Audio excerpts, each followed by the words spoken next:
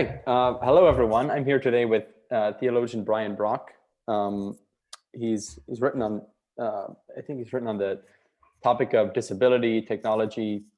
Extremely prolific writer, and he's also the author of this wonderful book, Wondrously Wounded: Theology, Disability, and the Body of Christ, which I just love this book so much that I wanted to get. I just wanted to indulge myself and have this conversation with Brian Brock. So welcome here, Brian. And yeah. Thanks, Julian. And thanks for your obviously very close reading of Wondrously Wounded. I really appreciate it. Yeah, well, thank you for that. So I thought one interesting place to start would be if we could start with your own backstory, kind of what has been your church background? Did you grow up in the church? What are some of your key theological influences? Some of the people or books who influenced you? And yeah, just could you walk us through kind of who's the person behind this wonderful book? Okay, sure. Yeah. Well, I'm from the Gulf Coast of Texas, which means deep in the Bible Belt, where everybody's a Christian, and nobody would even consider the thought that you wouldn't be a Christian, at least when I was growing up there in the 70s and 80s and 90s. And I sort of grew up in a kind of low church holiness tradition called the Christian and Missionary Alliance, which is the heartland of it is in the Rust Belt up around sort of southern Canada and Michigan. So there was very few people from the denomination around. So in effect, it was a type of sort of Baptist Bible context. And in many ways, it was the Bible aspect that really kind of saturated my sensibilities, and also the tendency of fundamentalist style religion to have a pretty strong church world distinction, us them sensibility. And I would say that when I sort of moved away from Texas and went to college at Colorado Christian University in Colorado, my conversion really happened at the end, I would say, of that college period, when I came to the end of playing by the rules of the religion that I'd been given, and for the first time really faced the question of, what do I believe here? And some decisions that I'd made were coming home to roost. So there was some sort of consequences that I had to face, some relational breakdown that was pretty revealing and pretty uncomfortable. And so I realized that I couldn't really leave the faith entirely behind, because I'd seen the witness of some people that I couldn't flatly say weren't real believers. And yet I knew something wasn't right with the Christianity that I understood. And so I call that the beginning of my real Christian life, because I kind of had to begin to piece together how I understood it to work. And retrospectively, I think of that as something like a Pauline conversion, right? Like Paul really was a religious man from the beginning, and he knew the Bible and he knew the tradition, and he lived kind of within the law in a very violent sort of way that allowed him to essentially do what he wanted to do within the rules of religion. And once I saw that, Christianity is something other than a rule set of things you shouldn't do if you don't want to get in trouble, then I had to say, well, what is it? I'll never forget the look on my Australian friend's face. We were studying theology together in London, and he said, well, why'd you do a PhD? And I said, I really don't understand what all the terms mean. And his face just about fell off. But I thought, I can sort of string all the words together in the way they're supposed to go, but I don't know what it means. Or what I think it means can't be right somehow. So I kind of went through a period. I taught school for a while. And during that period, I realized nothing could be harder than teaching school. So I needed to figure out what I was actually meant to be doing. And that led me to study medical ethics, which I did at a Seventh-day Adventist institution. I was looking for a kind of Christian medical ethics program. I'd sort of started out in biology, and with kind of a very vague thought about going into medicine, and so it was just a sort of lateral movement to go into medical ethics because I knew the territory relatively well, and Loma Linda offered a kind of explicitly Christian medical ethics program cited in a kind of world-class university hospital, research hospital. So it was really perfect. But what I discovered there is that most of the teachers were Claremont trained process theologians who did ethics. Their primary inspiration was John Rawls. So a kind of very classic liberal enlightenment style of doing theological ethics. You want to jump in? Yeah, this is actually this is something that was behind one of my questions is reading Wondrously Wounded, the sort of explicitly theological approach you take to things, where you sort of want to frame everything in terms of a sort of very robust theological tradition, and this and kind of the way you're critiquing medical ethics in the book is you're pointing out the ways in which it sort of draws on this kind of universal sort of ethical framework, this enlightenment approach. And I'm wondering how does the person who writes Wondrously Wounded end up in a medical ethics program in the first place? Were you sort of drawn to this approach, or were you sort of surprised by what you found there, if you're following my question? Yeah. And did you also, in a different interview, you mentioned the work of Stanley Hauerwas as kind of opening some doors there. So I'm wondering, was that kind of before you entered medical school or afterwards? All of that happened once I went into the medical context. I didn't really know what medical ethics was as a discourse. I just thought, I can't keep teaching junior high kids, it's going to kill me. There must be something else I'm supposed to be doing.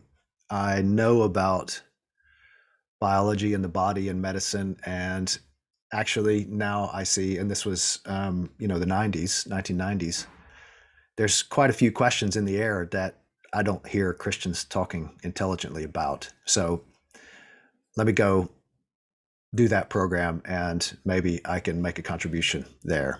I mean,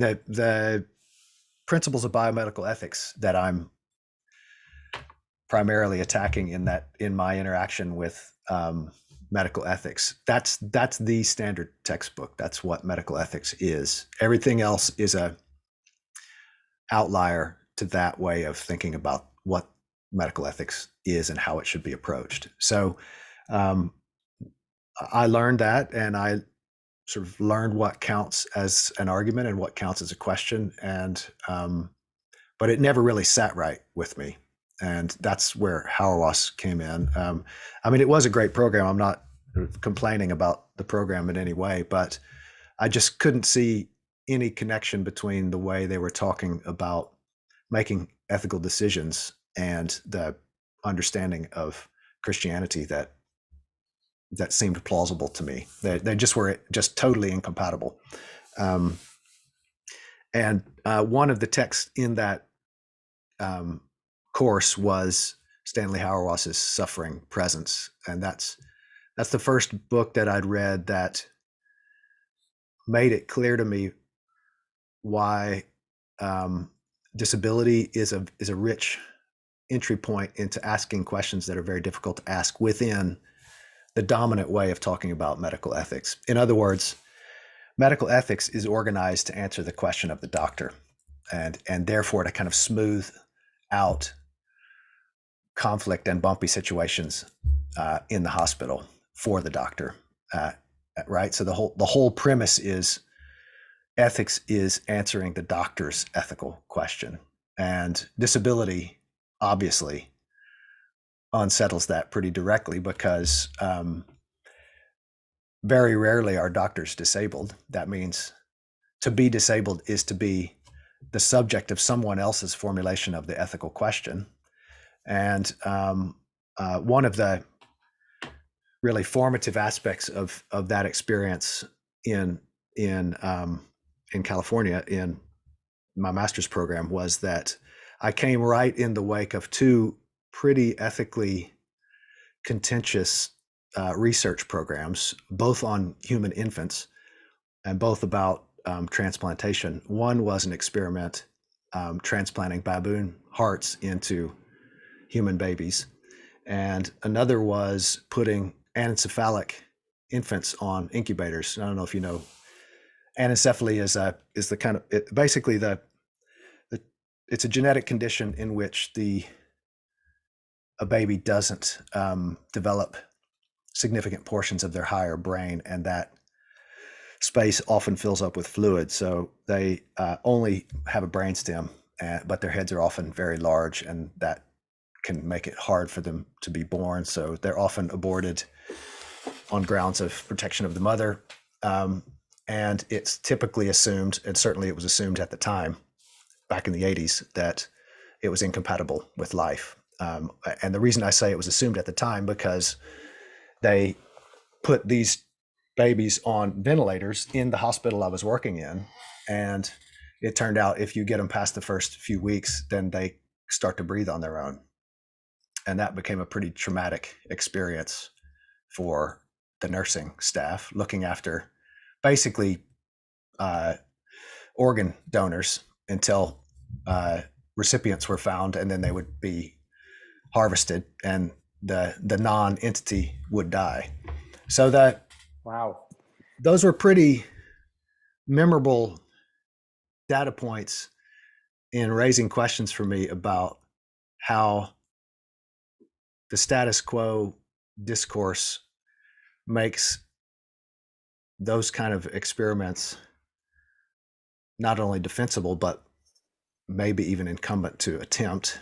And seemed to be enough rough edges around that status quo that I thought that just can't be right. But of course, what to say about it was not, no one, everybody basically agreed that those are things that can be done and can be defended. And in fact, my teachers will have written the ethical research protocols for those exact experiments.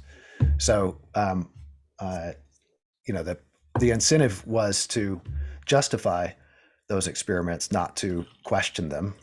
And I think that's part of also what Hauerwas helped me to see is that, well, I never came across what's called the Constantinian critique. The idea that the ethical questions of those in power are the ethical questions, and those outside of power, their questions are essentially irrelevant. And that to me was the germ of the kind of work that you're seeing.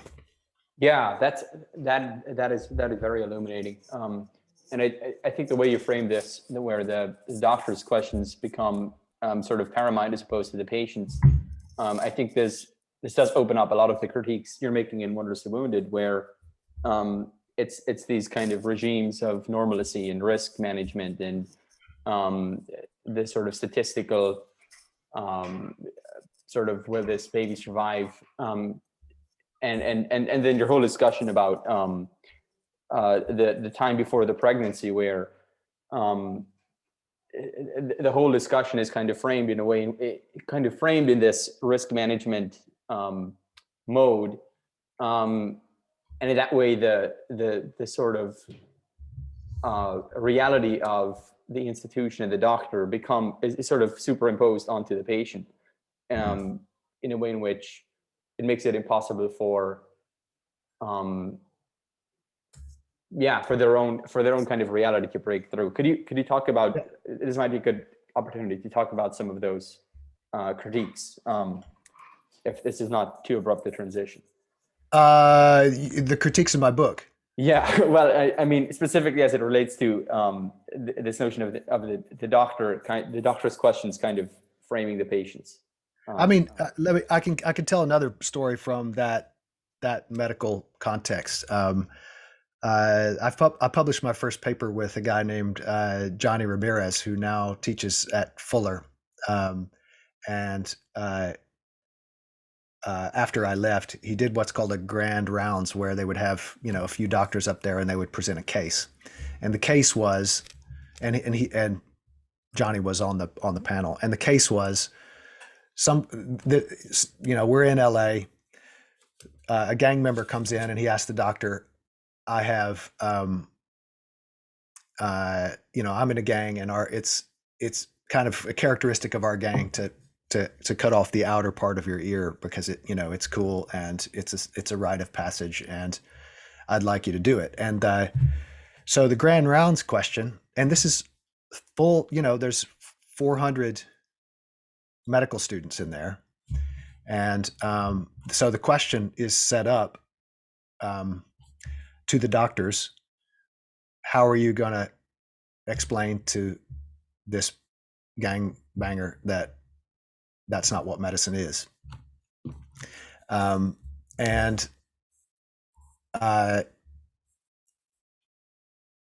this is in a context where LA, right?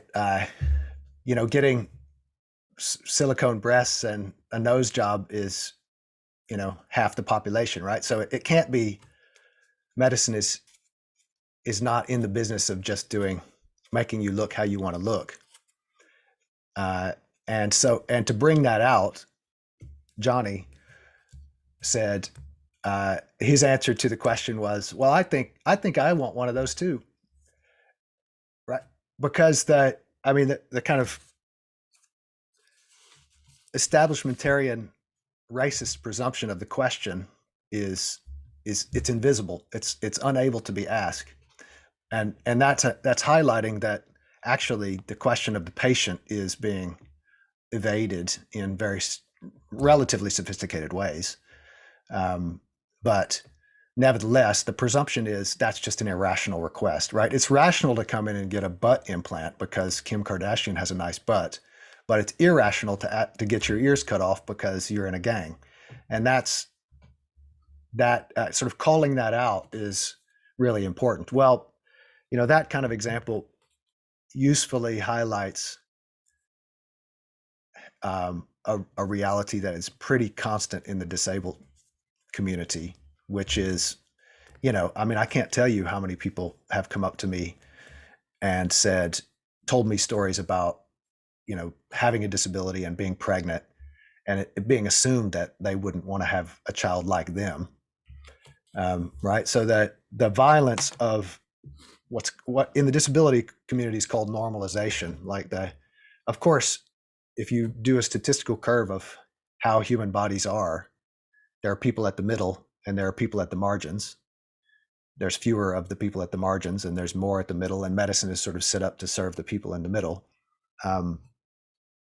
But the idea that it very easily shifts in an industrialized medicine context into a kind of moral presumption that you want to be like the people in the middle. And if you will never be like the people in the middle, you're always on the back foot in every discussion, trying to say, no, actually, what's wrong with being on the margins, right? That's called the critique of normalization that I've just summarized. And it is the moral presumption that being normal equals being healthy. And of course, everybody by definition wants to be healthy, and the doctor knows what is normal and healthy. Yeah, I have a friend who has a child with severe disabilities, and I was telling him about your book, and he sort of had exactly the same experience. He said during the pregnancy, they were repeatedly kind of counseled to abort and sort of ask if this was what they wanted, and yeah, it's just that it's a striking example of how there's sort of literally lives at stake in this notion of normalization, where it's just certain bodies, certain types of human lives that we deem good enough to enter human society. And it really, that I mentioned the kind of industrialization of medicine, because actually medicine is very powerful. It could do all sorts of things. It could really help people of all different varieties, but it takes more time to do that. And the only reason we don't do it is that we don't want to give that time, and we have this normalization mindset. And I'm trying in that section of the book just to paint as vivid a picture as I can, not from the doctor's perspective, but from the patient's perspective, right? I don't know if you remember, but at the beginning of the chapter on quality of life, which is a metric that's used to ask whether the medicine is good or not. And I sort of start that out by saying, for a disabled person, by definition, the going into a hospital context is the lowest quality of life that they have in any part of their existence. And that fits perfectly with the fact that disabled people are the definition of low quality of life, because if you mess up in a medical operation and somebody's disabled, that equals so that is the definition of low quality life, right? So there's all these epicycles running, and that makes it a very threatening place for disabled people to go into a medical context. But man, see, the problem with this is the problem with your book, Brian. It's when there's immediately just so many different avenues I wanted to open up. I mean, I'm immediately thinking of the conclusion of chapter 7. I think I'll just read this section, because I think this brings out your argument so well. So on page 167, well, goodness, I don't think we can go here right now, but so let's do something else. So in the book, you describe the birth of your son Adam, and the process of going through prenatal testing and that whole process. So could you talk about how does the birth of your son Adam play into your ongoing conversion on this front, and how does that fit into the general trajectory you're outlining here? Yeah. Well, I think maybe the easiest way to answer that is to kind of continue the narrative that you'd already started me off on, the kind of biographical narrative. We'd gotten as far as the master's in medical ethics in the hospital context, and my realizing, oh man, I really, not only do I need much more serious theology than I had, and I essentially had no theology at that point, but I need theology that is not modern theology, because clearly some of the main dilemmas going on here are generated by a set of assumptions which are classically modern. And John Rawls is an example of an ethics which is built on classically modern presumptions. And I realized, okay, I've got to know what counted as Christian theology before we got to this time. And I talked to a few people, including Hauerwas, who said, you're not going to get that at the graduate level in the US. And so that's why I came to Europe, and specifically to Oxford, which is sort of famous for its patristic expertise.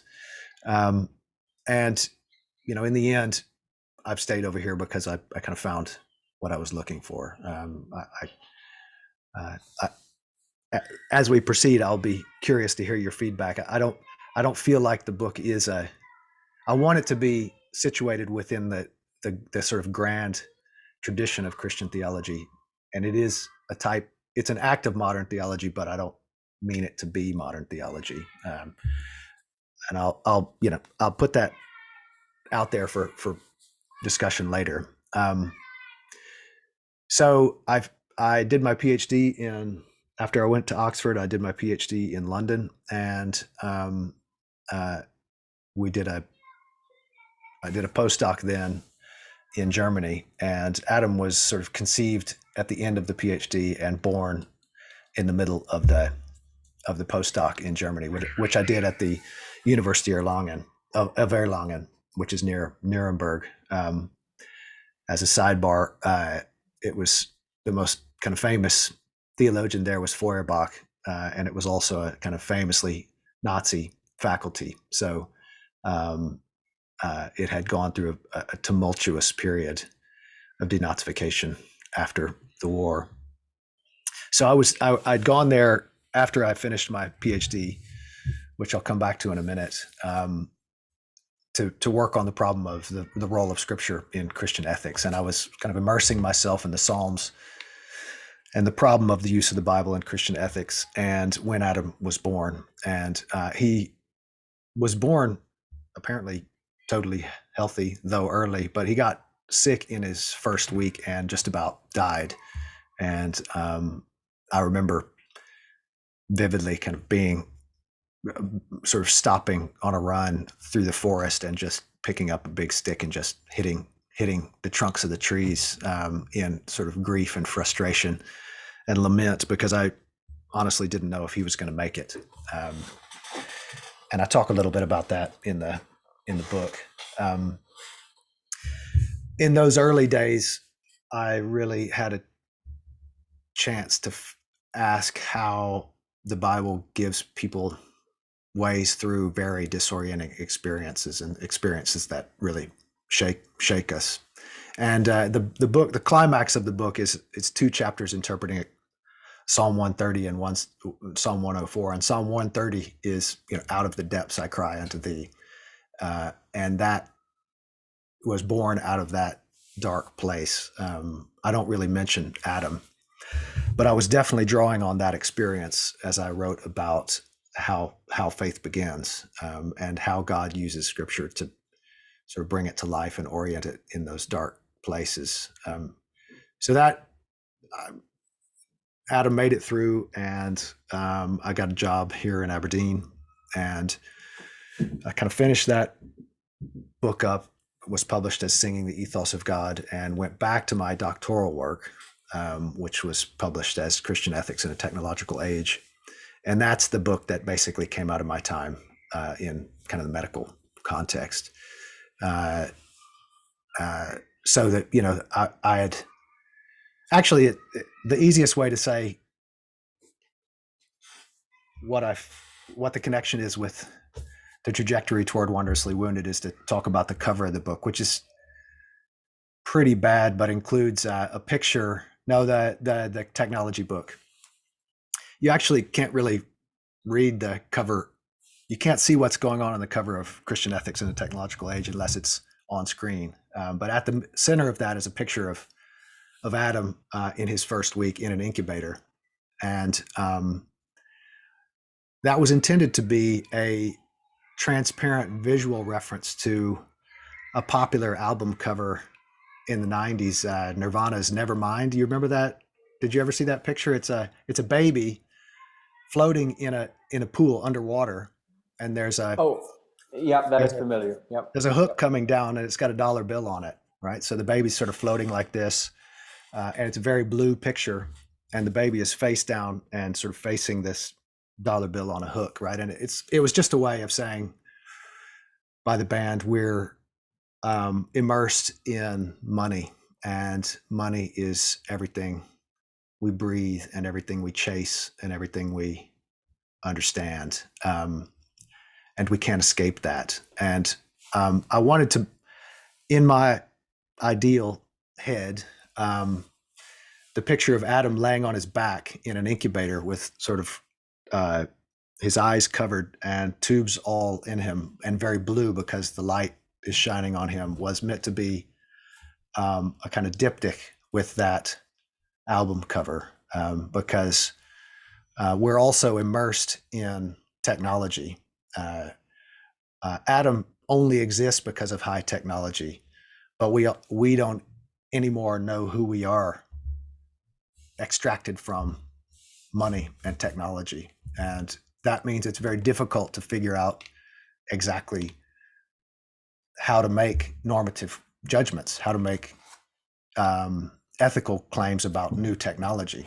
We don't even really know how to narrate what new technology is. So Adam became, as I've tried to formulate what Christians need to say about technology, Adam became a real kind of obvious canary in the coal mine for me, because he only exists. I mean, he also got a heart operation, as Downs kids often do.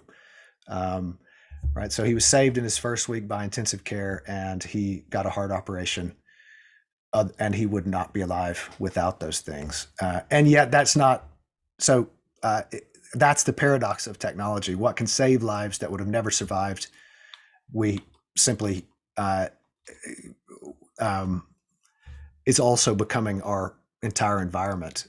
And another way to put it is that the project started with the realization that healthcare is sort of consuming all available resources. So our whole kind of earning and economy is running to keep that system going, and that's the problem, at least that I'm trying to deal with. You want to interject, or should I continue? Oh no, continue. This is really good. Yeah. So my next big project was a 2-volume theological commentary on 1 Corinthians that I wrote over a decade with a colleague at Oxford named Bernd Vonnegut. And at several points in the text of 1 Corinthians really spoke to questions that I'd come to see as raised by disability. And specifically in Wondrously Wounded, you could see some moves out of that project at the culmination of the book, where I use Paul's famous 1 Corinthians 12 chapter on what the body of Christ is to display that a theological account of the belonging of disabled people in the body of Christ is actually much more ambitious and interesting than modern inclusion language. So again, that's another place where you can see how I'm trying to harness the grand Christian tradition to flank and expand what I see as thin modern construals of the ethical problem. So inclusion, to summarize the point there, inclusion says, here we are, we're church, or we're school, or we're society, and we want to include people who are excluded right now, right? And that's, again, that the patronizing starting point, right? Like, we know that we're in, and we know that it would be better for them to be in, but how are we going to get them in, right? And that's just the wrong question, at least if we take Paul and his description of the body of Christ seriously. So that became a constructive pillar of Wondrously Wounded when I got to that point. So Wondrously Wounded was really the place where all these themes converge and became explicit. And one of the existential and technical issues involved in that is that I had to kind of face directly the fact that I'd been reflecting on Adam and many other things, but my life with Adam, and therefore with disability, inexplicitly. And if I was going to write about disability explicitly, it just seemed wrong or dishonest to hide that I was Adam's father, and this was part of why I was interested in the topic in the first place. And that was what I'd talked about obliquely and covertly, and which had definitely informed my theological thinking. I was now going to have to say directly and explicitly. And it took me a long time. It took me a decade of thinking of how to do that, actually. And the breakthrough was really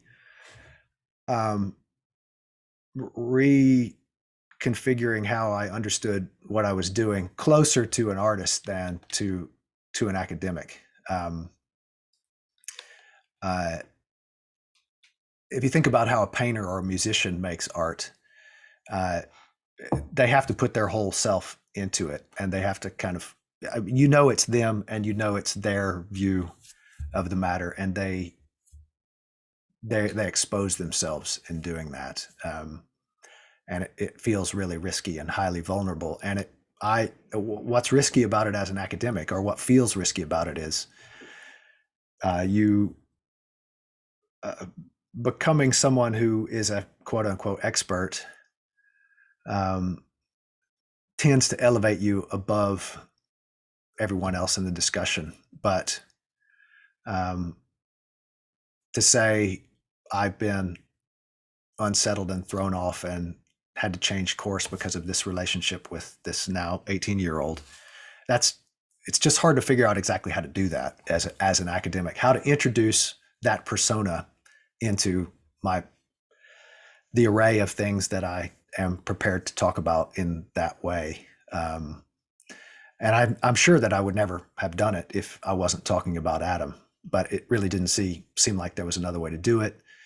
And that's why the book starts by explicitly admitting that the book had to be a conversion narrative, because the only way to become a character in this story is to say, once I didn't know anything about disability, and now I know quite a lot, and it was a long road, and I don't expect anybody else to be there by pulling themselves up by the bootstraps. But nevertheless, here's what I see. Yeah, this is I think this really opens up our first question really well. You sketching out kind of your trajectory and your kind of story that does sort of prepare us for this very kind of existential nature of Wondrously Wounded, where you're doing theology with your neighbors, with Adam, with your close relationships. You talk about how we're sort of forced to do theology amidst our relationships with God, creation, nature, and our cultural context. And I think this kind of connects with your earlier question about how your theology is simultaneously deeply grounded in the tradition. So you're kind of bringing that conversation. You're bringing those, I think you call them, those great array of witnesses into, but then you're also kind of confronting the existential issues that face you, and it just gives it such a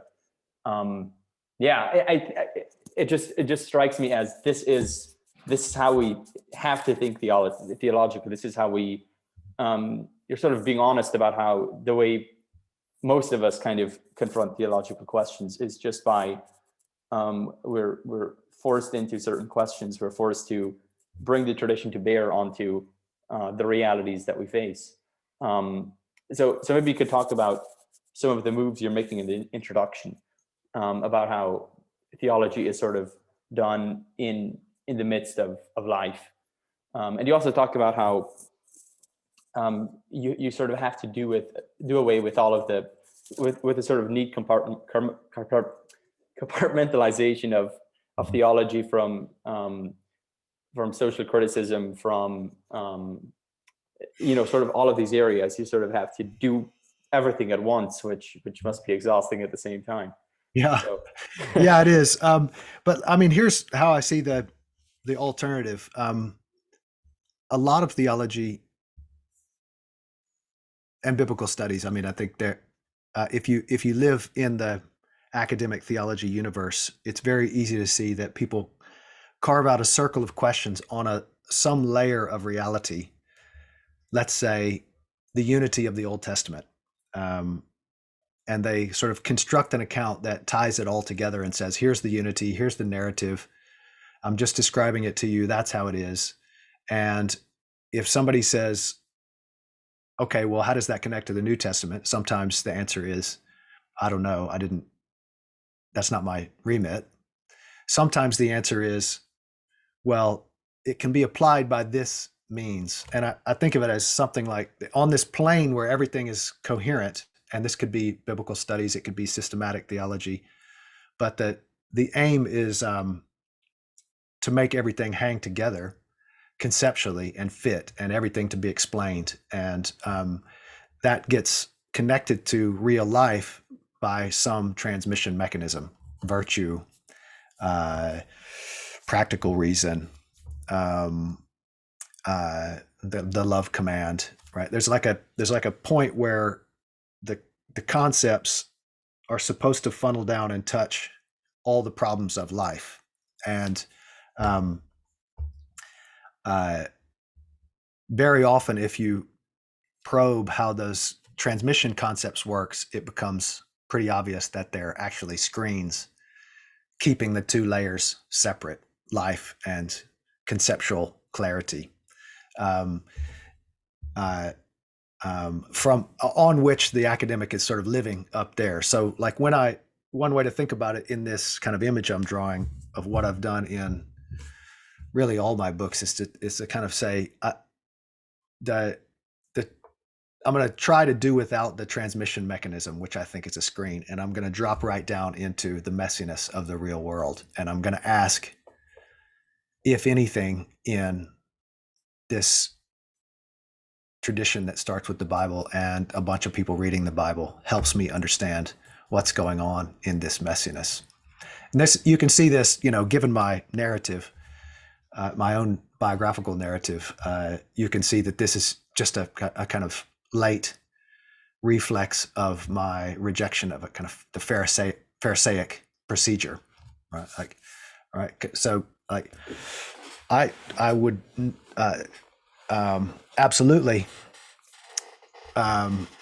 grant that theology can be elegant and beautifully done as a sort of self-contained, coherent system. And that actually doesn't even bother me if it's not threatened by the messiness. And for me, I simply can't proceed except for starting from the messiness and the confusion and the incomprehension and working. I mean, basically the way my kind of career starts is with this book about the Bible and Christian ethics, where I position that problem as, if we can talk about something in our world and we've got language to describe it, but we don't know how that language connects to our canonical sort of store of descriptions of the life of faith, something has to be wrong. So I learned from the Psalms that the Bible is something to be meditated on. It's not summarized and then applied, right? It doesn't work in this two-tiered system where you sort of build the coherent system and then you apply it through some funnel down into something in the world. Actually, you're always reading and rereading scripture as a way of listening to God. And when the connections get made, suddenly actually you understand both the scriptures, the story of the people of God, bringing those down to it, what made it hang together, how they live through the kind of tensions and confusions of their own world. And it only works if it is in fact opening up your life in the context of your own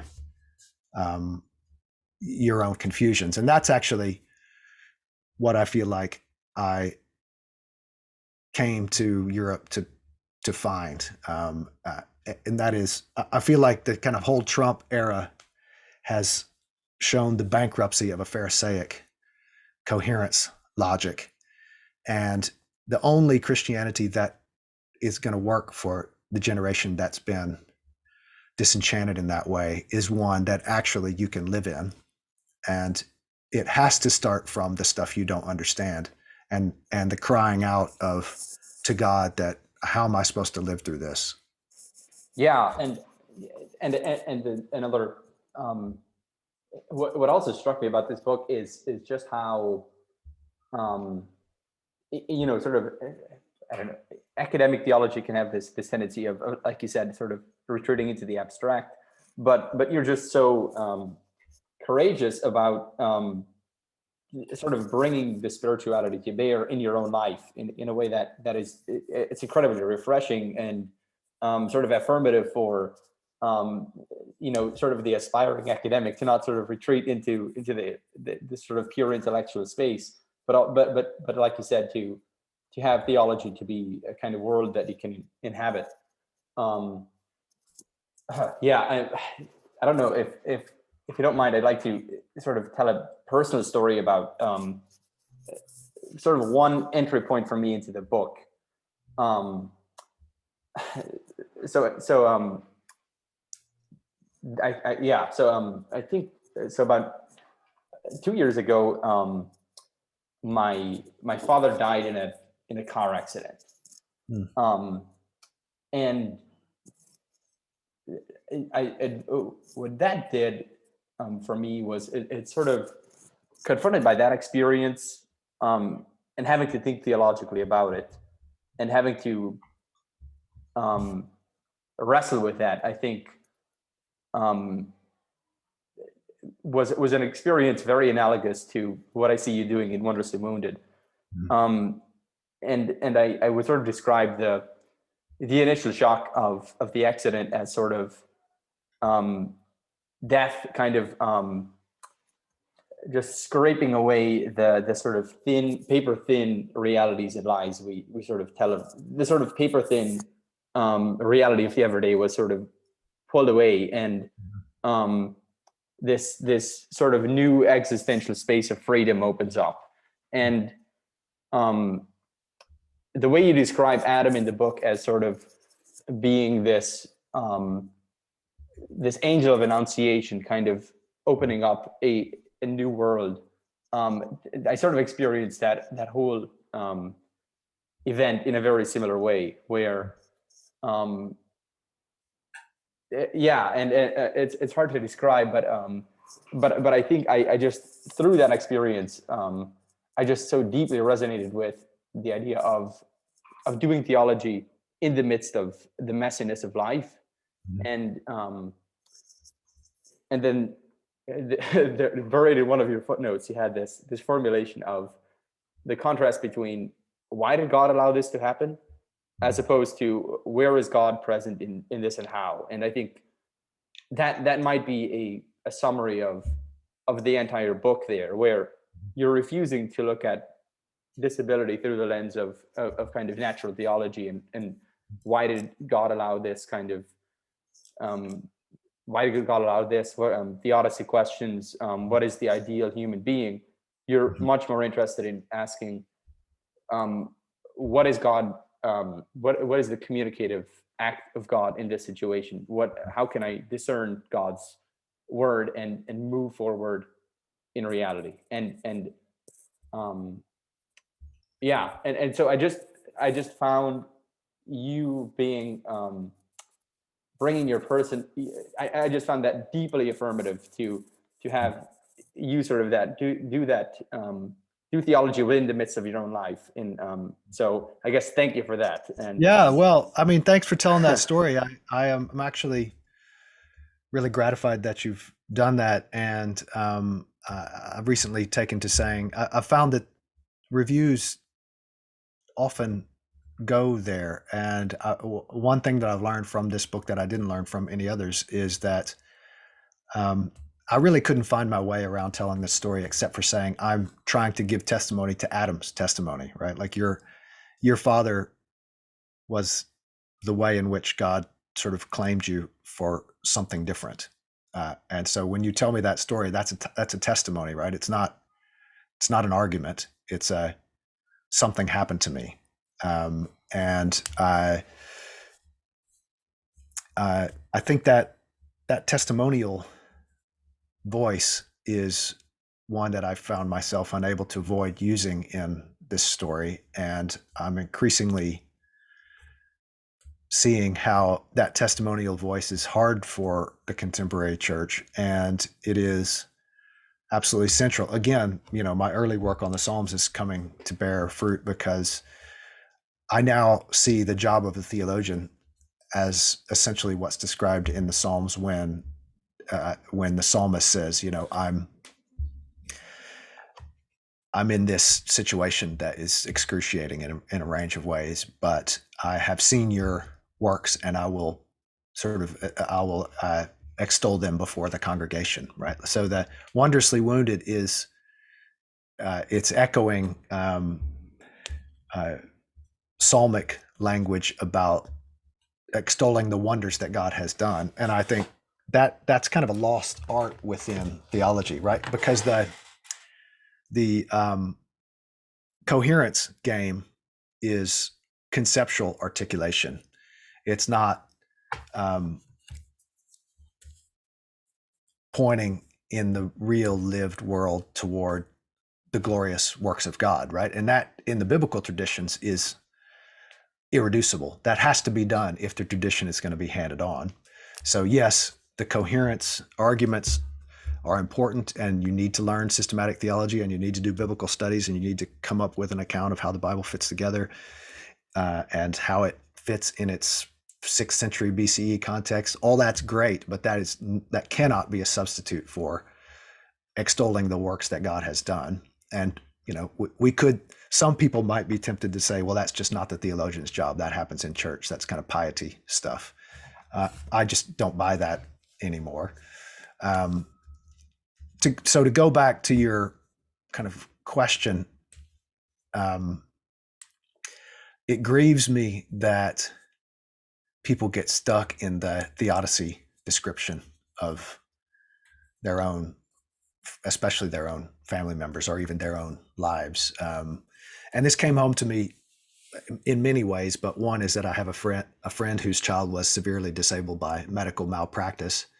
How's he supposed to make peace with this child and with his life and his wife's life? That this is like, the rest of their life drastically altered because now they're looking after this child. And I think that it is inevitable that people ask, why has God allowed this to happen?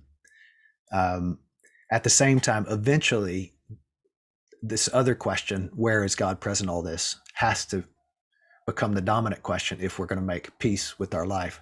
Peace that's beyond just fatalism. I think fatalism destroys hope. Exactly. Yeah, that's exactly the problem, I think, with the Odyssey questions is you're sort of resigning yourself. It's a mode of resigning yourself to the situation. Whereas asking, where is God present in this, allows you to allow the situation to be invaded by grace, in the manner in which you talked about in the last chapter. And it doesn't exclude, I'm perfectly happy saying, the world is fallen. That means probably materiality doesn't proceed in a kind of smooth and life-giving way in every case. And even Down syndrome could be an example of a kind of biological accident in the replication process, right? The question is, what work does that observation do? And what seems to me genuinely tragic from a theological point of view is for someone to live under the illusion that there was a coding error, an accident that happened that God couldn't control, or that evil brought into the world, and therefore, like, the rest of my life is ruined. And I think that pops up pastorally when disabled people turn up in church, and the only categories that Christians have to think about these things are categories related to the fall, right? And I'm sorry you've got to live your life like this because of the fall. And I wish Adam and Eve hadn't have eaten from the tree of knowledge of good and evil. That's just not enough, right? There's got to be a whole lot more than that.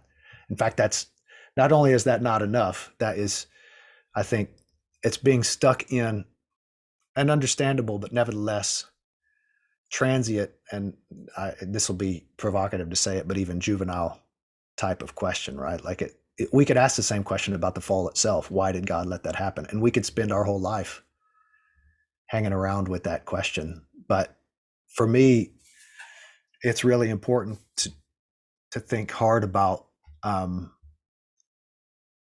how do we, as creatures, come to live in the life that God has at least allowed us to have. He didn't want us to spend our entire existence feeling that we have to exist as the tragic outcome of an unavoidable mistake. Yeah, that's really well put. So could we move on to discussing chapter 2 and chapter 7? Sure. So these were by far my favorite parts of the book, were chapter 2 and chapter 7. Yeah, do you think I'm right to connect those two in the first place? Yes, definitely. I mean, the um, uh, yeah, the kind of enunciative theme Yes, yes. um, is, well, this kind of Um, strand of praising God's acts yes, means you've got to be able to talk about how God acts, and enunciation is a vocabulary, a traditional vocabulary for talking about God as a communicative being, and that this communicative work is kind of hermeneutically central for living faith. and so part of the argument you make in chapter 2 is that the kind of sort of modernity has sort of closed us off from experiencing or having even the vocabulary of wonders. Yeah, And what I found really interesting about the move you make there was your use of Luther, who is often sort of characterized as the great villain in, or at least one of the Reformation as the beginning of disenchantment and the kind of process of modernity. So I find it very interesting that you were using him to sort of re-enchant or bring back wonder into the world. I find it very interesting that you were using him to sort of re-enchant or bring back wonder into the world.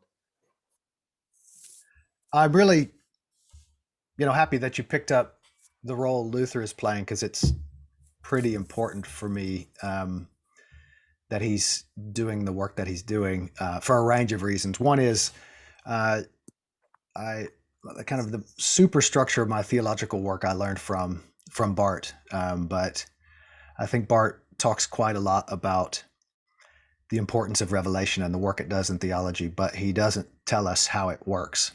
In other words, he doesn't really give us a lot of orientation in the messiness of life, and Luther's much more interested in that concreteness. So I'm drawing out the concreteness of the divine appearance through Luther, and I totally agree. It's a pushback against the disenchanted Christianity that we live in.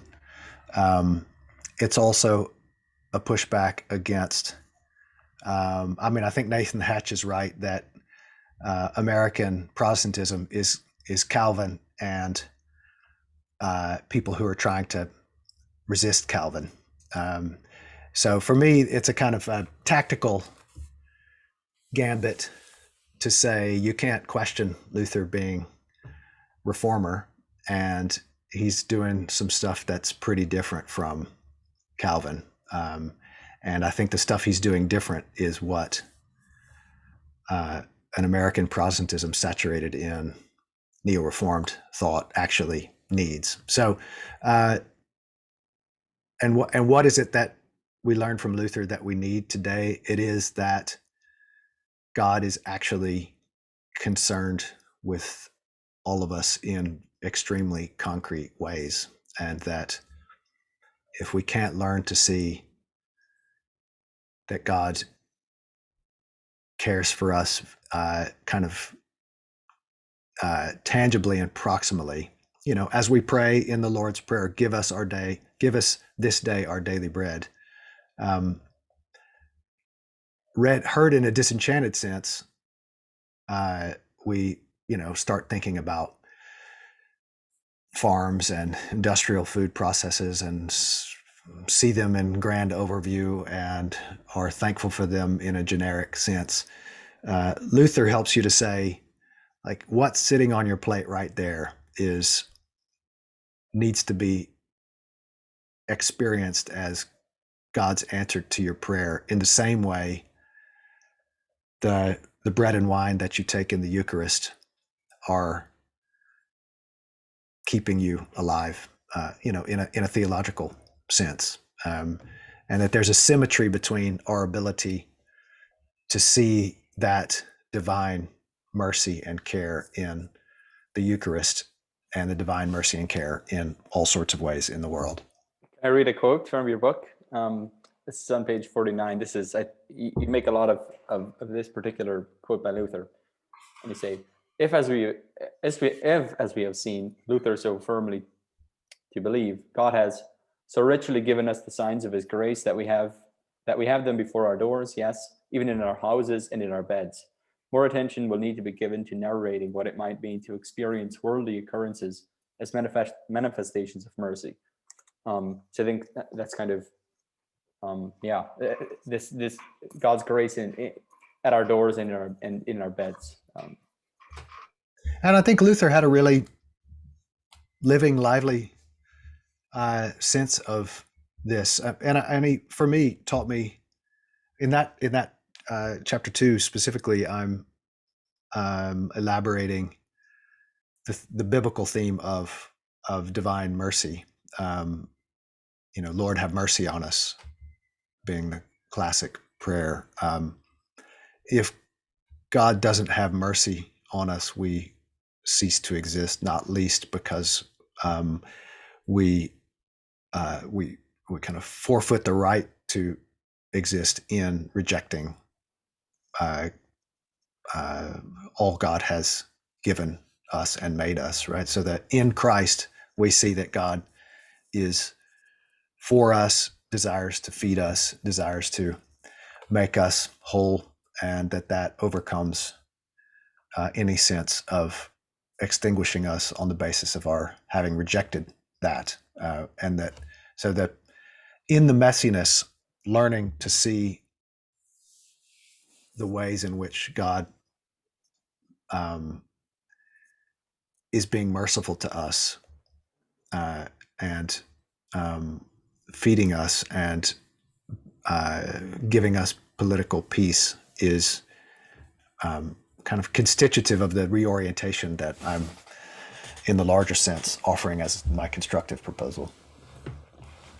And then in chapter 7, you're, I think the key catchphrase there might be, man does not live by bread alone, but by every word that comes from the mouth of God. And then you have this very, drawing on Rosenzweig and Bonhoeffer, you have this extremely rich vision of what it means to be a creature. So could you discuss that? And I'm really wondering how to get into the critical aspects of the book, because the conclusion of that chapter is when we talk about Adam and health. So yeah, I'm not quite sure how to frame this. So maybe you can use your own judgment here. I'm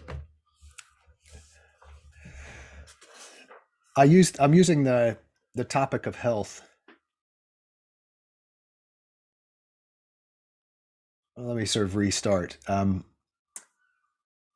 One way to think about where we're going in this redemptive story is to think about the resurrection. And we tend to think about the resurrection in the West. We think about it in highly materialist terms, right? My kind of joke of late is that it's basically heaven is like Vegas. You'll be able to eat what you want, go hang out by the pool, be entertained all the time. In other words, it's the kind of consumerist utopia, or your body will look like you want it to look. Highly individualized, and essentially untheological. It's entirely driven by a materialist imagination. And so by talking about health, I'm trying to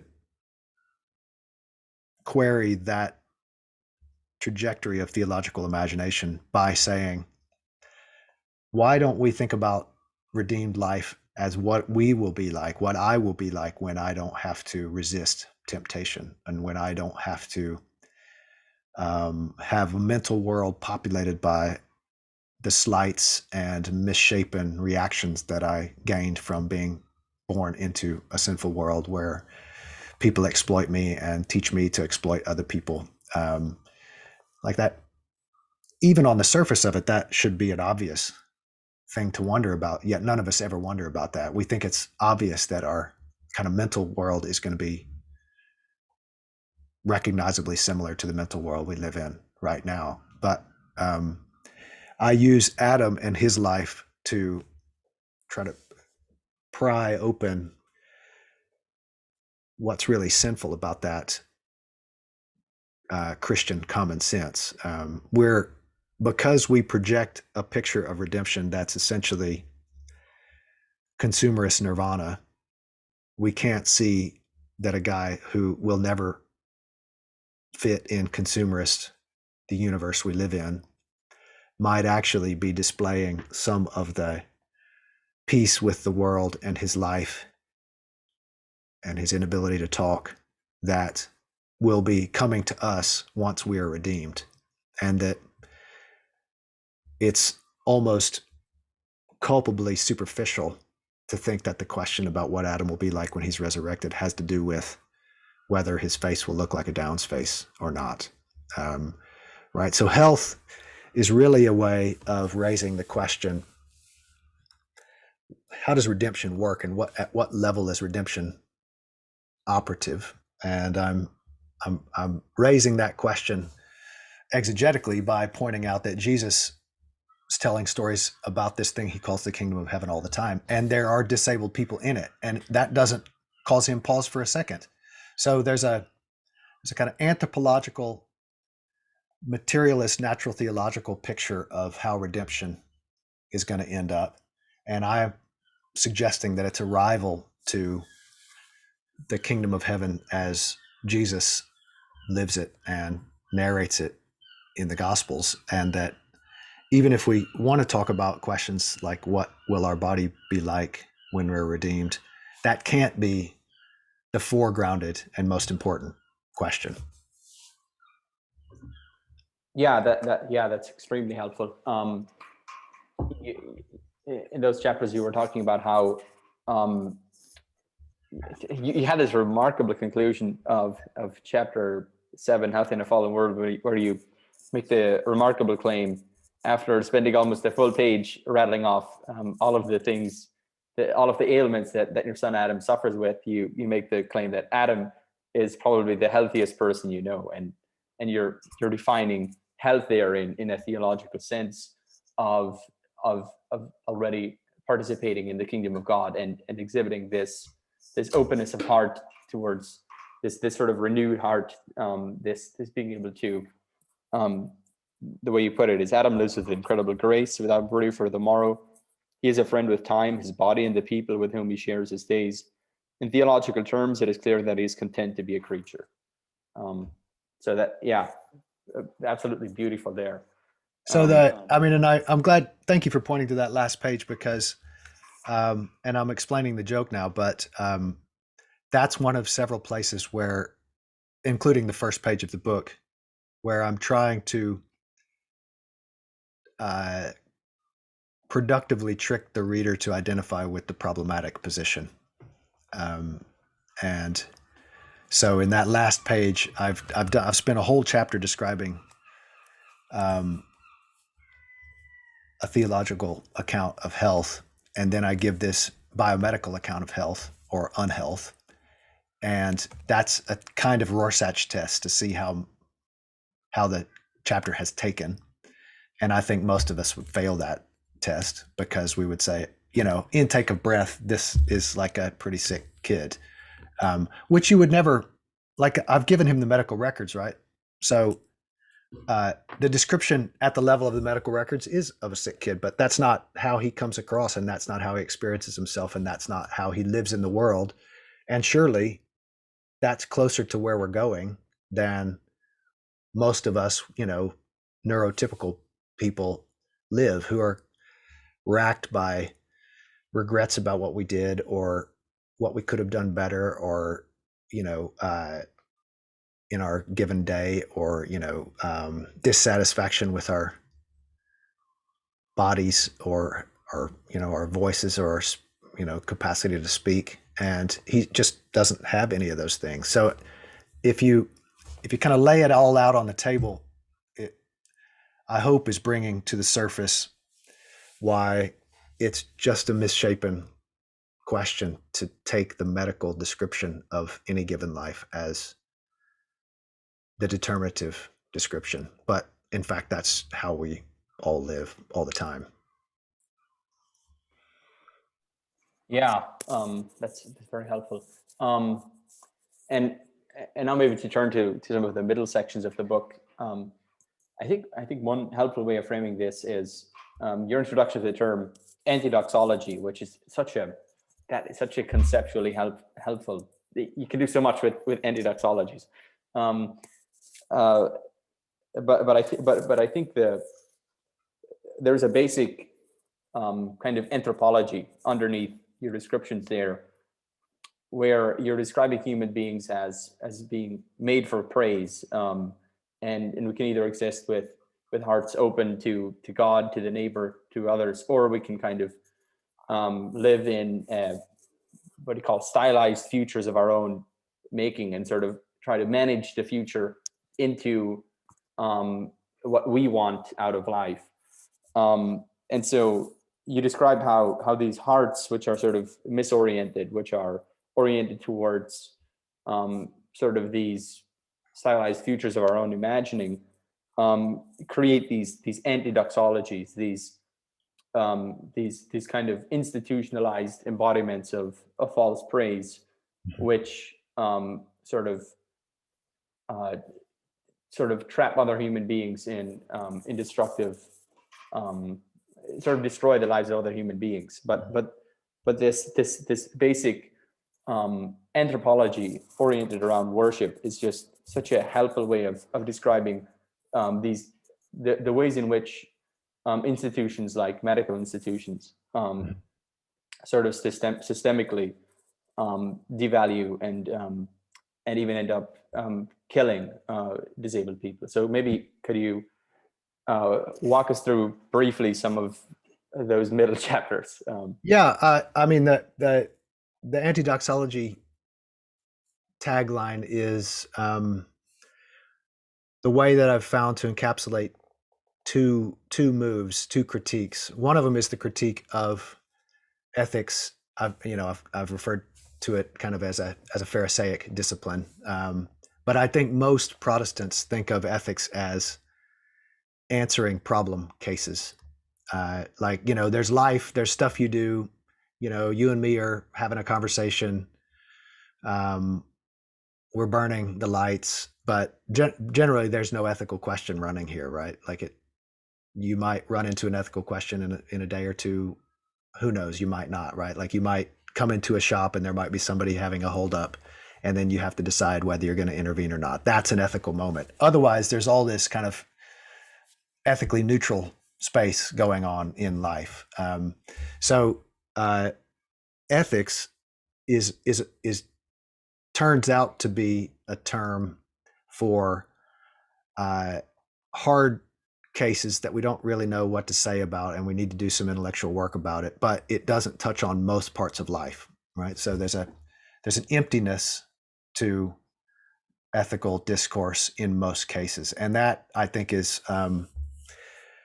it is a kind of negative feedback loop with the problem of teaching ethics in any case, which is we all think that we're in the right, and we think that we're in the right all the time, and that's proved by any time that somebody criticizes what we're doing, we become defensive, right? So ethics is a weird discipline in that it's built on self-justification, and it's very hard to get out of self-justification. So anti-doxology on that level is saying everything you do is praising some power, some savior, somebody who is going to make things work or make things better or make things whole.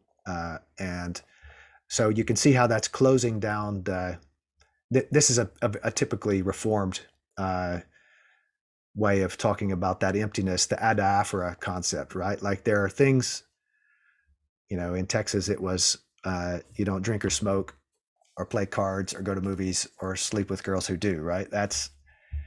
And everything else you can do. That's the ethic that in the end unraveled for me and came to my conversion, right? Because everything else was okay, right? So, but of course, most of life is everything else. And if you're just not doing things, and that's the ethics, is not doing things, that's not also telling you how to live your life. So doxology and anti-doxology is just asking us for a more real-time analysis of whose interests and whose power are we valorizing and solidifying by what we do. Alongside that, it's a pushback against another dominant way of thinking of sin, which is as privation, the classic Augustinian definition. So, everything God makes is good, and sin is the absence of the good things. And I think that leads to some formulations that, again, kind of have an empty space in them, like Barth's account of sin as kind of animated nothingness. So anti-doxology is my way of saying you're never not doing anything, and that means you're never not praising someone. And it's therefore, in my view, filling out how when you're doing stuff, you're building or tearing down somebody's social order, and that most of the kind of crushing and evil that happens in our world is institutionally and culturally embedded.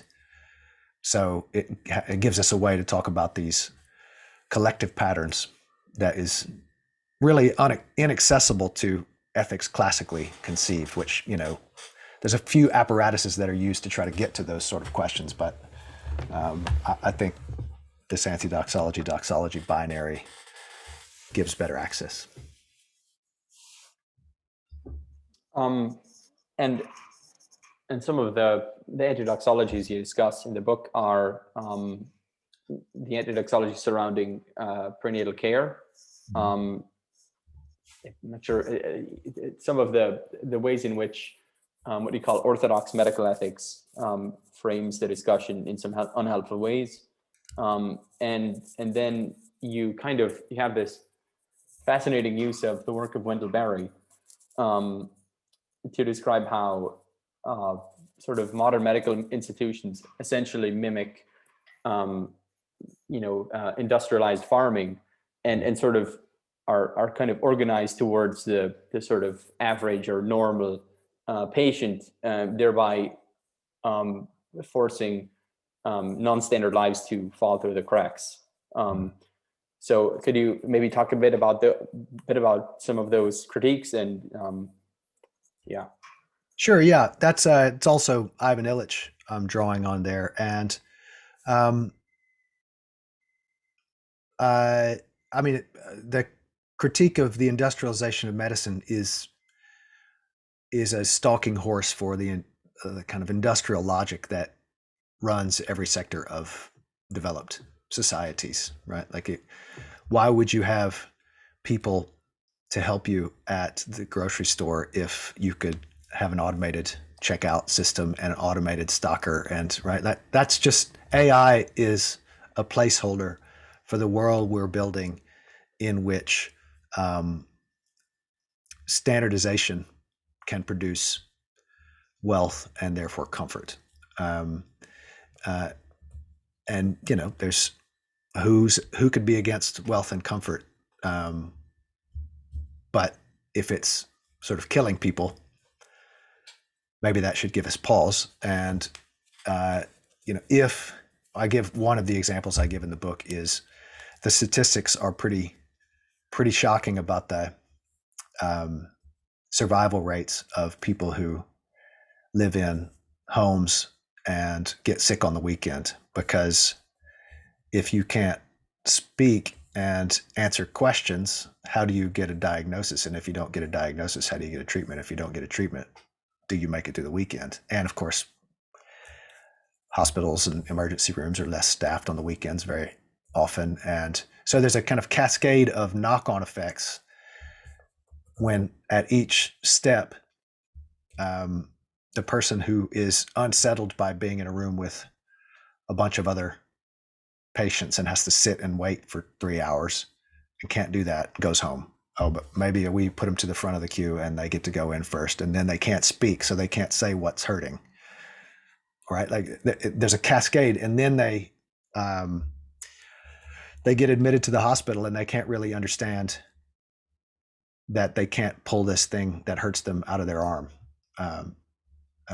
And they do pull it out of their arm, and there's nobody there looking after them because it's past visiting hours and there's only 2 nurses on the ward, right? You could tell those kind of stories over and over, and you can see how many ways people who are not fully capable can find themselves in really quite problematic positions. And even, the statistics for even mortality are pretty shocking. So all of that is to say, when we're talking about disability, we have a tendency to assume that the problem is we need to really be kind of nice to people with disabilities, and we need to have them around, and we need to have ramps so they can get in. But I have a much more sweeping set of question marks. Like, is our society one that can handle difference? And is our church one that actually thinks difference, people who you don't know how to engage with, are promising, or do they see it as, do they see difference as threatening or a burden? Those are the questions that I want to get running. I think this gets us into your last chapter, where you talk about how even kind of the inclusion discourse of we need to, you can even see it in the way the sentence is formulated. We need to include X group, in this case being the disabled, and you're describing how even that framing of inclusion sort of has the sort of dominant in-group kind of framing themselves as the kind of benevolent helpers of these charity victims. Yeah. So could you talk about how you use Paul, to use First or Second Corinthians to I think Second. First Corinthians. I'll let you off the hook. First Corinthians. Okay. I mean, yeah. At the end, it's as I'm coming into what am I really asking of Christians? I'm sort of going deep into the political imagination that Paul displays when he's depicting the church as the body of Christ, and I sort of do some historical comparison with a kind of contemporary account that, I mean, it was what Paul was doing with the body as a way of talking about how political structure should be understood was common at the time. And one of the breakthroughs for me was finding this other Menaeus Agrippa tells a story of a body, and he depicts the king as the stomach who receives all the good things from the world and disperses them out into the body politic, and the rest of the body, the different organs representing the different citizens, says, well, we're not really happy about how this is getting doled out, so we're going to starve them. So the mouth stops eating, and of course everybody gets weak. And so it's a antagonistic politics that's being depicted there, and a centralized politics where the king holds all the riches and disperses the riches, but the king can be coerced into better behavior by those who are in a position to do so. Paul gives a body image that I depict as a nervous system. For Paul, the issue isn't, well, it's not the kind of circulatory system or the nutritive process that organizes his depiction of politics, but uh, the the nerve connection between the different parts of the body. And there's no head in his picture, but if we know if a hand is severed, then the hand um, you know dies. So a body only works, it only moves together if each part is um, there's traffic of communicative back and forth, and I think Paul very explicitly says that traffic of back and forth is what is the work of the Spirit. So to draw this out, when Paul says, we have no need of you, when the body says we have no need of you to any part of the body like the foot, then it denies nervous connection, it denies the Spirit, and therefore it dismembers itself. It breaks itself up, right? So in the Agrippa tale, the body's sort of held together and it can't get apart, and it is playing coercive politics.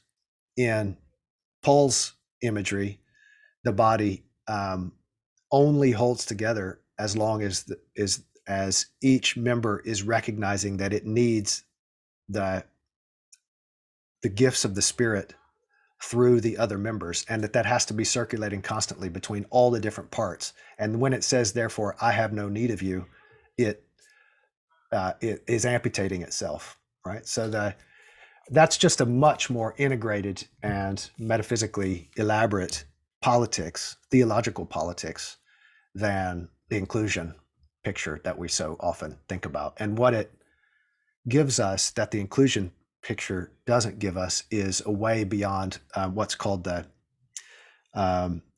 critique of the charity model. The charity model is, here we are, we're the church, we've got a certain amount of resources and gifts, and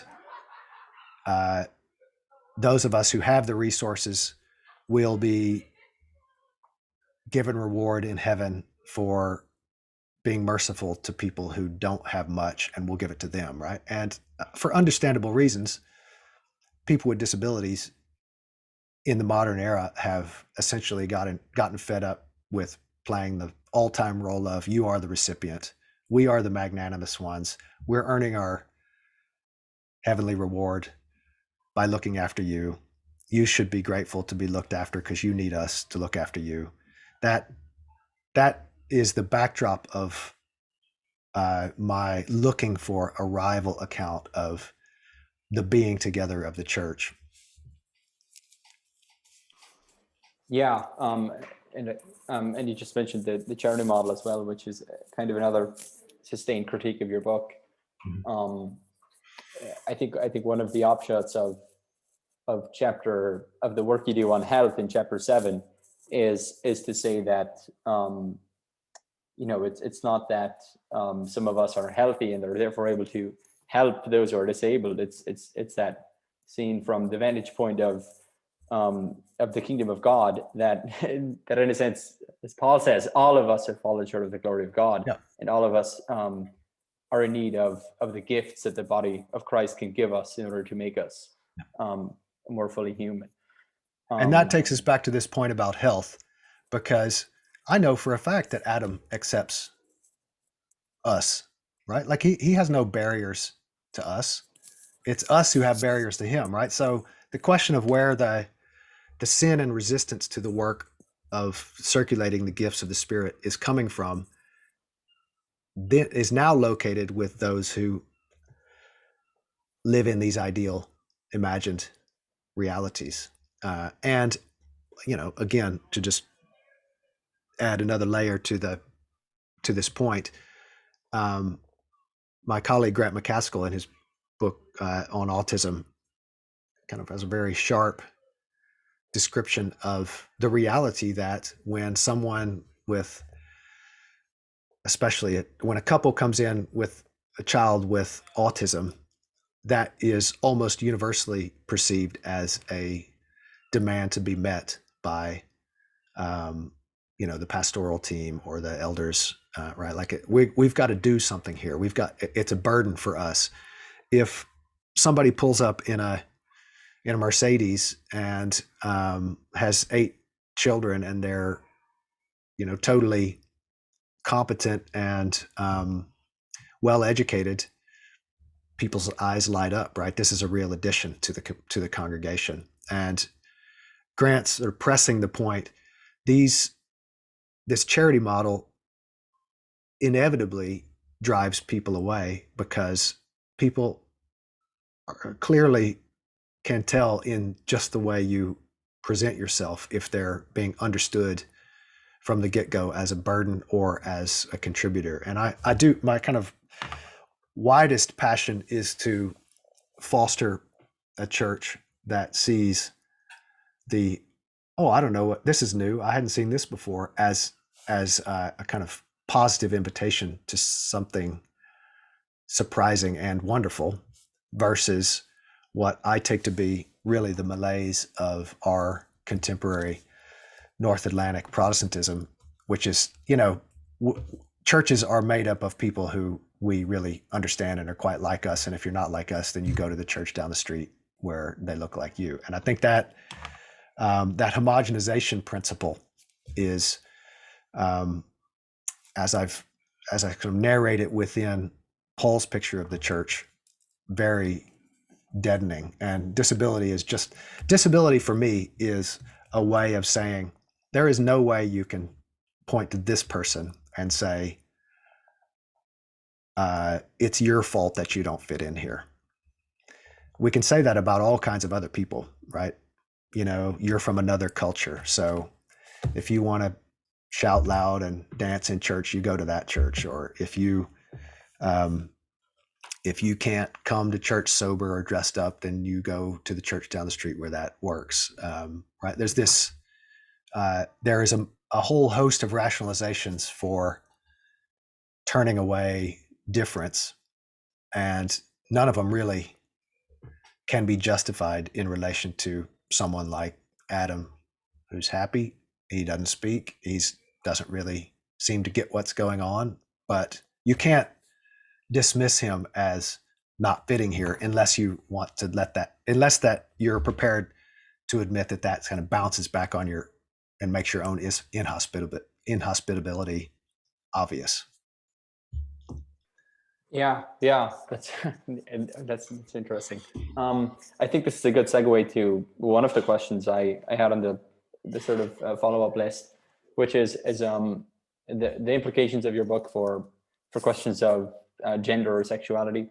I was reading your interview with Stanley Hauerwas, and you made an observation at some point that you felt that theologians of previous decades had left the current generation ill-prepared for the realities we're facing in this front. So could you maybe talk about what you mean by that, and whether and in what way you think Wondrously Wounded addresses some of those questions, or if it doesn't, maybe why it doesn't, or whatever, or your own approach to these issues.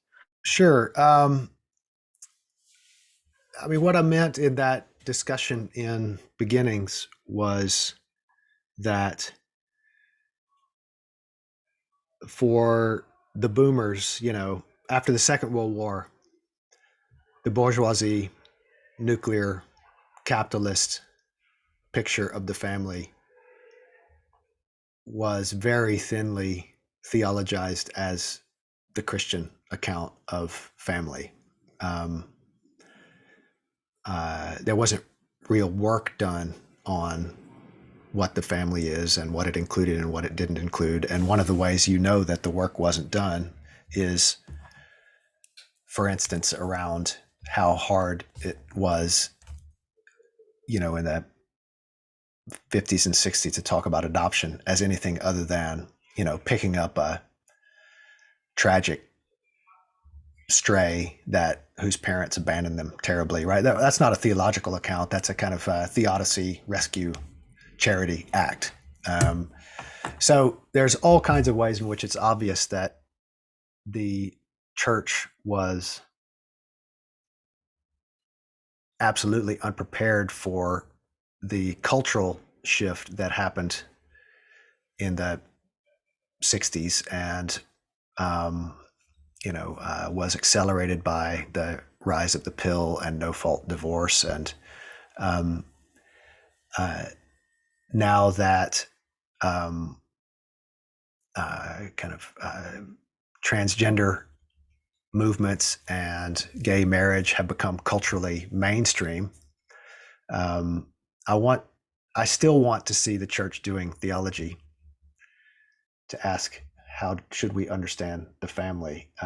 So I think at the moment, and I am working on this in other domains, but I've not really written anything about it yet.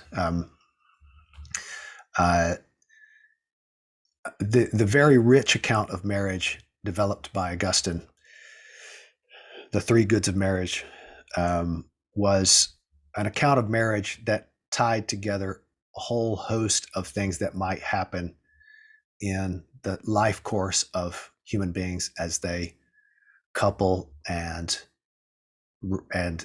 new generations come into existence, right? Christian marriage was a way of trying to narrate a whole bunch of things, including marital conflict and the relationship of the couple to the valorization of the state. There's a whole raft of problems that go around defining gender and sexuality in marriage that the tradition dealt with. And I'm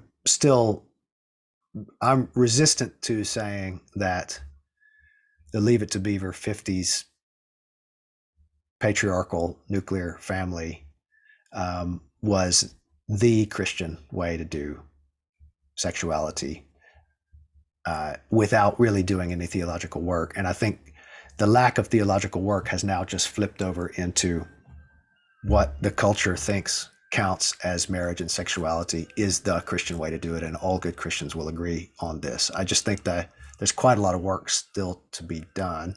And I have one student who's done some really good work on that. Like, for instance, Stephen Schaeffer's his name. Augustine and his Augustine on Marriage and Procreation, I think. And he basically looks at Augustine and then surveys all of the main progressive accounts of marriage. And for instance, one of the real eye-openers about that is even fidelity, right? Till death do you part is the majority of the progressive theologies of Christian theologies of marriage find it very difficult even to define that concept. Like, what does it mean to have fidelity? Do you really mean monogamy? Do you really mean till death? And if you do mean that, how do you say that? That's just work that has to be done. And I am fundamentally a theologian, and I want to see that work done. And I think we're in a usefully transitional period that's forcing us to ask these questions in more theological ways, precisely in the same way that I'm trying to ask it about disability. Yeah, that's helpful. I think if you find some of the kind of natural theology descriptions of gender and marriage problematic, then there's a whole lot more theological work to be done, regardless of where you ultimately end up on the issue. What are some? So I had a few others. Another area that interested me with regards to your book was the whole connection with the whole sort of environmentalist creation theme, and it's excited to hear you're working on an upcoming book on creation ethics. And actually, I wrote a paper for Paul's course where I kind of brought your work into dialogue with my own Hutterite context and tried to do some work in the area of creation ethics. And I find your work really helpful, and also helpful in helping me read some of the 16th, 17th century sources, where the work you do in Luther kind of sort of helps you read some of those sources in a very helpful new way. Mm-hmm. So what is the question here, I guess? What do you think are there some implications for thinking about creation here? And maybe this also connects with the discussion we just had about sexuality and gender as well.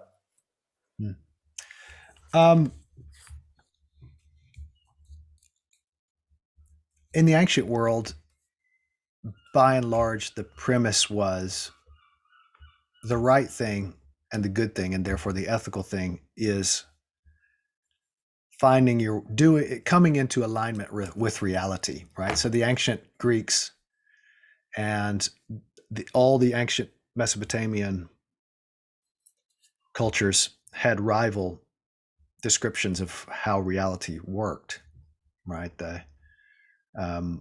Is it kind of layers of beings and we live on one layer, or is it infinite return, or is it Plato's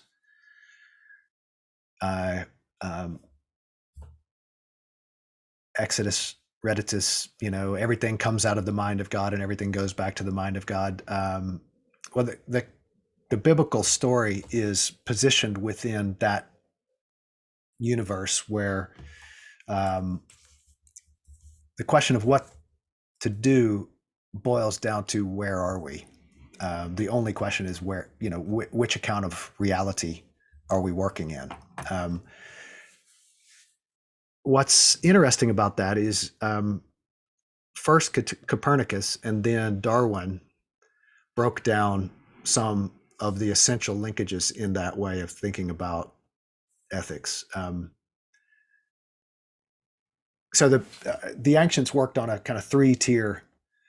Good action is the individual coming into alignment with the polis and into alignment with the cosmos, right? It's a kind of pars pro toto imagery. You need to align your inner world so that you can fit into the cycling and organization of your political world, your state, and ultimately that's modeled on the harmony of the spheres, right? And if we can get it all into alignment, then we're doing the right thing. That came unstuck in the first centuries when the Roman Empire started to fall apart, because it became very obvious that you couldn't come into tune with the political world. Like the political world was an absolute mess. So that the kind of intermediate layer between the cosmos and the individual was disrupted. And that's when Gnosticism arose as a parallel to Christianity, right? In Christianity, Christ shows you how to live in a world that's disrupted. In Gnosticism, you escape from a world that's disrupted and which is bad in its disruption. So something like that happened in early modernity, starting with Copernicus, who said, we're not at the center of the universe, right? So this picture of coming into harmony with the universe, right? The universe, starting with, we're not even at the center of the solar system. And very quickly we realized the whole thing is expanding into who knows what. So you can't come into alignment with the universe because it's headed toward heat death. And Darwin said, actually, you can't come into alignment with your biology because your biology is just a transit point from some different kind of animal to whatever animal will be later. So it's not like we can align ourselves with somehow our kind of biological organism, right? So all the layers we might orient ourselves are disrupted in modernity,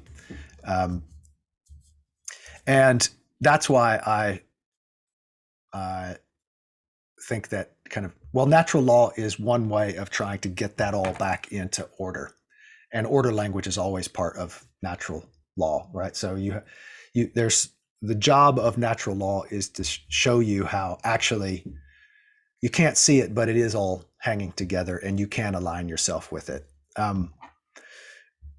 The route I'm following, guided by Barth and Luther, is a theology of the word, that in the kind of mixed order and disorder of the creaturely realm, God has spoken to us and given us the words we need to give us the orientation that we cannot gain from looking at the polis or the cosmos. And I think that's really, it's modern in the sense that I have allowed that ancient premise that you can come into alignment with the material or the political world to dissipate. So I think I buy the position of Copernicus and now the physicists that entropy is where the material world is going, heat death, and where the material world came from and life came from is competitive agonism. And that makes it all the more interesting that we have a story that somehow rides above that secular description, where in the beginning there was some sort of primal peace, and in the end there will be a primal peace.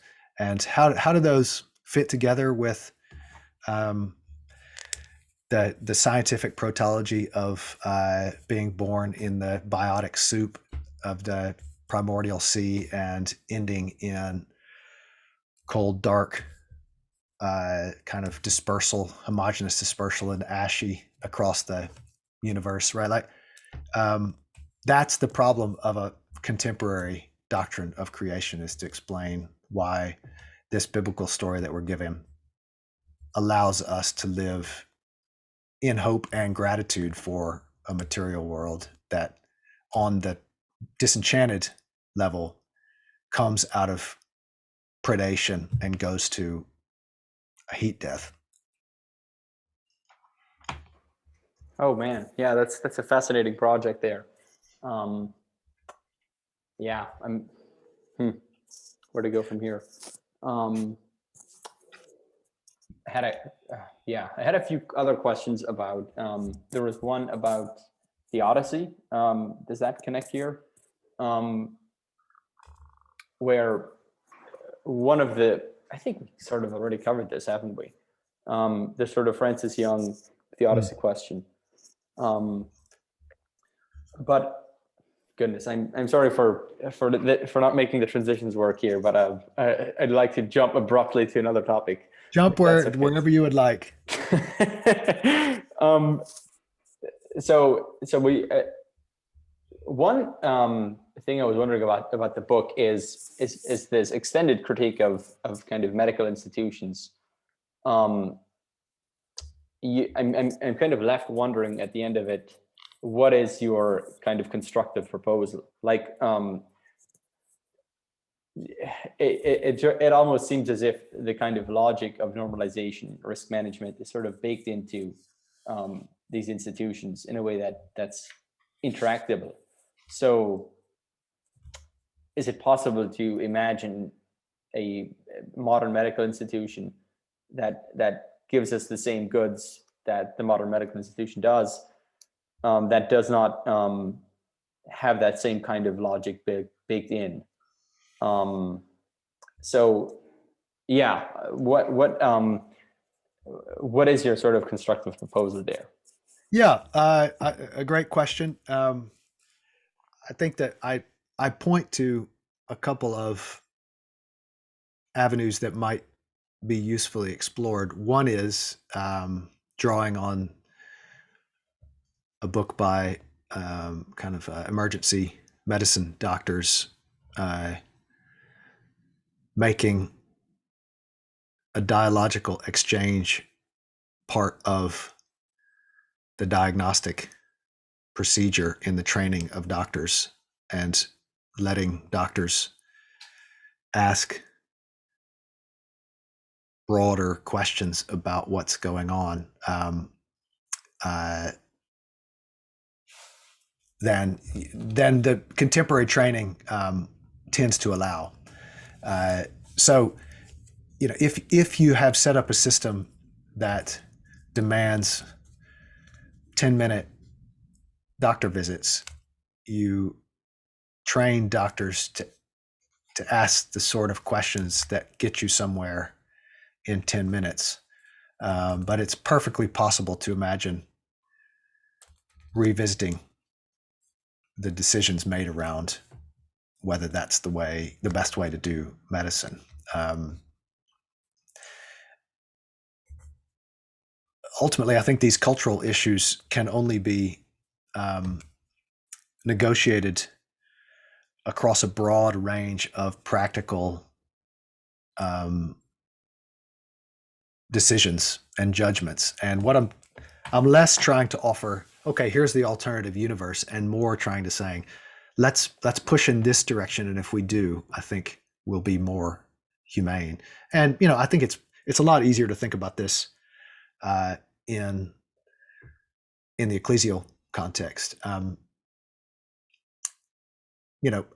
Right now it seems to be a trend to harness the fact that most Christians have smartphones and essentially capitalized and harvest their data and sell it, and that becomes a revenue stream for the church, and you can get people to do stuff you want them to do.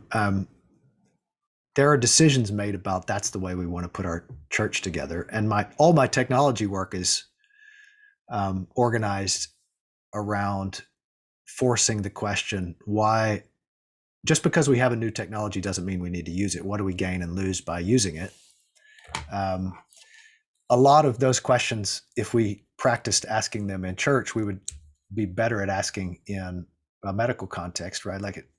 There's lots of examples I give in the book about, a guy goes in with chest pain and gets given a test and ends up getting flown to another hospital, and nobody ever asked him what he did the day before, which was move a piano, and he had a pulled pectoral muscle. And the way doctors are trained doesn't necessarily ask for a history in a narrative form that would allow that fact to come out into the open. And there's a lot of waste in the system based on following false trails because sort of obvious questions never got asked. And you could say the same sorts of insights would be totally possible in a church among Christians if they were prepared to say, well, do we really want to commit our congregation to having a smartphone and engaging with it on a daily basis in order to be part of this church? I don't think anybody even asked those questions. And, kind of like the sexuality discussion, if you're not asking it, you can't possibly know if you have a good reason to do it, other than it gets people to do what we want them to do and it makes money, right? That's just the logic of capitalism. And I want people to ask more substantively theological questions about decisions at decision points like that. And how do we want our pastoral relationship to our parishioners to function? Do we want to talk to them? Do we want to listen to them? Do we want to hear what's going on? Or do we want to kind of push information at them? And I was pretty shocked. I had a student who was at who was on ministry staff at a very well-known megachurch in San Diego, and he said they regularly talked about in meetings the statistics on how many new people were coming and how much money they'd spent to get them there, and how much further money they were spent on the people who came to get them to a direct debit for their tithe. Now, that is a way to do church, but I would suggest that it is not theologically worked out, and therefore it is co-opted by the powers of the age in a way that they will eventually have to pay for. God and mammon. Yeah. I think this is this does open up some some questions around COVID. I'm really curious, given your training in technology and medical ethics, and even in disability, I think this figures in too. How do you think about the kind of pandemic situation? I mean, I would have to imagine that the past 2 years couldn't have done anything but exasperate all of the problems we've been talking about. And you were talking earlier, for example, about how patient times are reduced to the sort of 10-minute visits. I mean, in the kind of state of emergency of the pandemic, you're sort of just streamlining as many patients as possible. It's you're trying to get it as efficient as possible. So do you think the kind of bureaucratic efficiency risk versus sort of risk management model of medicine, is that going to be exacerbated by the pandemic? Will how have disabled people fared in all of this? Yeah, I mean, I can speak about one pretty Yeah. obvious example. I have a doctoral student named Lorraine Williams who is a deaf interpreter, and she's working on deafness in the church, and the kind of general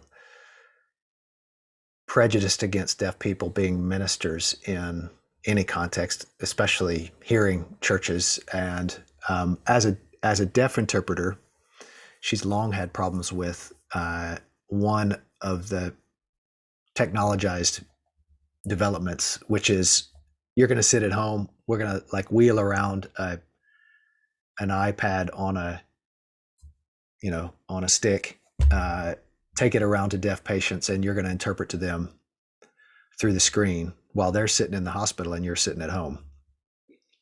Well, I mean, you can see the logic of that, but having talked to Lorraine, I've learned, I mean, sign language is an embodied mode of communication. So, even for those of us who can hear and can't do sign language, it's immediately apparent that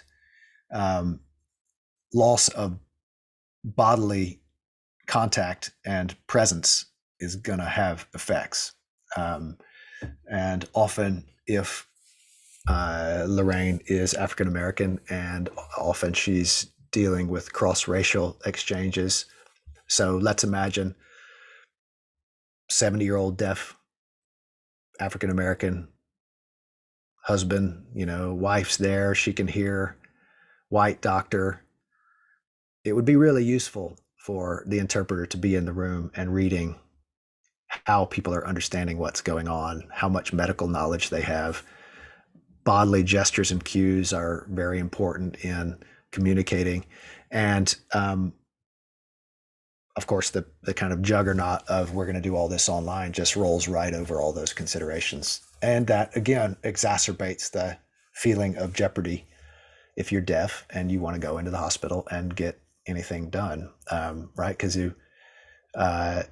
there's a lot of interpersonal dynamics going on in a setup like that, especially if the doctor's in a hurry, especially if there are cross-racial questions at stake. That's just one example of the way that the new world we're coming into looks to me almost inevitably to make it more difficult for people with all sorts of disabilities. It's a natural trajectory, and so I hope that it will cause us to ask new questions about the natural trajectory, the status quo. But it's like the environmental question.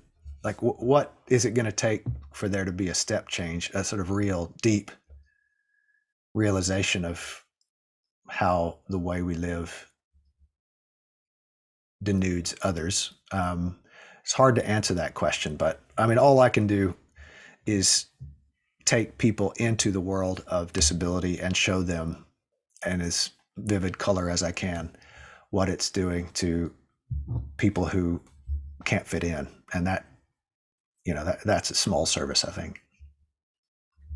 Yeah. I guess just the big tension is just how embedded you are in all of this. You mentioned with your son Adam just how on the one hand, you have these kind of scathing critiques of the medical institution, but at the same time, you recognize that his life wouldn't be possible without this kind of medical care. So, you know, just even the two of us talking, you know, on Zoom across massive time, massive time differences, missing out on the embodied connection, but something else is possible through this. So it's always just such a conundrum to navigate. Yeah, I mean, even the book itself is a kind of mediated piece of communication. I think I'm not ruling out in principle the internet in favor of the book or something like that. You know, the kind of Luddite or nostalgic relation to technology. I'm saying everything has trade-offs, and the job of the Christian is not to weigh in and justify the things that emerge out of the intrinsic logic of the system that we've set up, right? I don't need anyone to defend empire and patriarchy and economics, right? Like there's plenty of people to do that. And it always seems to me the oddest position for a Christian theologian to strike, to sort of defend the status quo, because the status quo, everybody's invested in it. So everybody's defending it already. And I don't see Jesus as interested in that question. I see Jesus as interested in how do we push back on a world which is destroying people? As good as it is, as many as good things as you want to say about the Roman Empire, it still is killing people. As many good things as there is about the temple of Israel, if Jesus, go up and point out there's some real abuses going on here, all of a sudden I'm the one getting crucified. And that work of pushing our world and our presumption of moral rectitude further than it currently exists, I think, is the job of the theologian, as displayed in the life of Jesus. I mean, the kingdom of heaven is always morally ahead of anywhere we would ever achieve in this life. So the question is, how do we both recognize what is good and defensible about the world in which we live, and how do we not be so wedded to it that we think it's the only way that can be done? And when we're disenchanted from it in that way, when it's demystified, we can actually turn it and deploy it in ways that nobody else is using. And I think that subversive, constructive action is what Christians are here to be doing. Yeah, that's a beautiful word. I think that's a good place to end. I think you said you wanted to get home for dinner, so let's we could maybe cut it off here. But thank you. This has been a really fascinating discussion, and I've learned a lot more about this book and the person behind it. And thank you so much. Thanks so much, Julian, for taking the time. My pleasure.